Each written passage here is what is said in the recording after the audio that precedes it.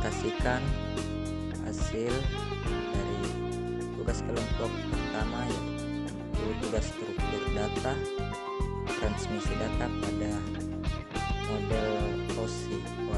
Model OSI pengertian model OSI tujuan, layer dan lower layer. Model OSI memiliki 3 tersebut.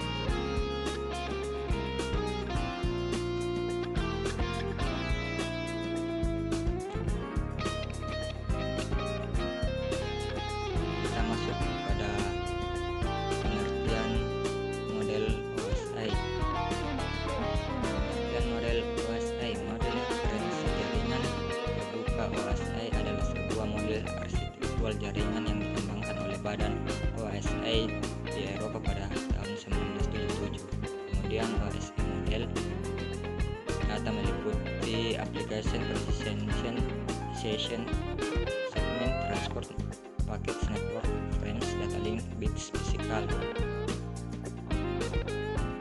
Kemudian OSI reference model, application layer, presentation layer, session, transport layer, network layer, data link layer, physical layer. Cara transfer data pada model OSI data yaitu application, presentation, session, transport, network, data link, dan juga physical. Tujuan utama model OSI yaitu penggunaan model OSI adalah untuk membantu desainer jaringan memahami fungsi dari tiap layer yang berhubungan dengan aliran komunikasi data. Upper layer dan lower layer. Model layer OSI dibagi dalam 2 grup, upper layer dan lower layer. Upper layer fokus pada aplikasi penggunaan dan bagaimana file dipresentasikan di komputer, sedangkan lower layer adalah intisari komunikasi melalui jaringan aktual. Cara transfer data pada model OSI upper layer: application, presentation, session, serta masuk dalam lower layer itu transport, network, data link, serta physical. Ini adalah 7 lapisan pada model OSI. Physical layer, yang kedua data link layer, network layer, transport layer, session layer, presentation layer, serta application layer. Yang pertama physical layer, untuk mendefinisikan media transmisi jaringan, metode pensinyalan, sinkronisasi bit, arsitektur jaringan, topologi jaringan, dan pengambilan. Kita masuk yang kedua, yaitu data link layer, untuk menentukan bagaimana bit-bit data dikelompokkan menjadi format yang disebut frame. Pada level ini terjadi koreksi kesalahan atau kontrol pengamatan keras seperti media access control flash. Ketiga, network layer berfungsi untuk mendefinisikan alamat-alamat untuk membuat header paket-paket yang kemudian melakukan routing melalui networking.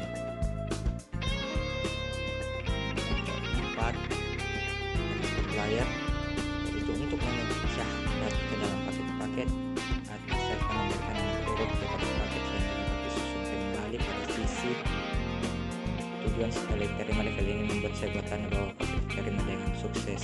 Kelima, session layer untuk mendefinisikan bagaimana yang dapat dibuat, dipelihara atau dihancurkan. Selain itu di level ini juga dilakukan resolusi nama. Dan yang keenam, presentation layer untuk mentranslasikan data yang hendak ditransmisikan oleh aplikasi ke dalam format yang dapat ditransmisikan melalui jaringan. Dan kita masuk pada sesi yang kedua, yaitu application layer, bagaimana antarmuka dengan aplikasi dengan fungsional jaringan, mengatur bagaimana aplikasi dapat mengakses jaringan dan kemudian menghapus pesan kesalahan. Yang dalam lapisan ini adalah HTTP, SMTP, dan REST. Glosari referensi model DARPA sebuah referensi protokol jaringan yang digunakan oleh protokol TCP/IP dibuat oleh DARPA. SMT sebuah standar internet untuk surat elektronik. NFS berfungsi untuk mengakses file melalui jaringan dengan cara mirip dengan bagaimana penyimpanan lokal. STP protokol jaringan standar yang digunakan untuk mengirimkan file dari satu host ke host yang lain. Kemudian 5 protokol dari aplikasi transport internet dan network akses layar HTTP, protokol aplikasi untuk transdistribusi, kolaborasi, sistem informasi, hipermedia, dan sebagai dasar data operasi. Yang ketujuh, Remote Desktop Protocol, sebuah protokol jaringan yang digunakan oleh Microsoft Windows Terminal Service dan Remote Desktop, merupakan protokol yang digunakan dalam perangkat lunak Microsoft Meeting. Sekian dari presentasi saya. Saya ucapkan terima kasih.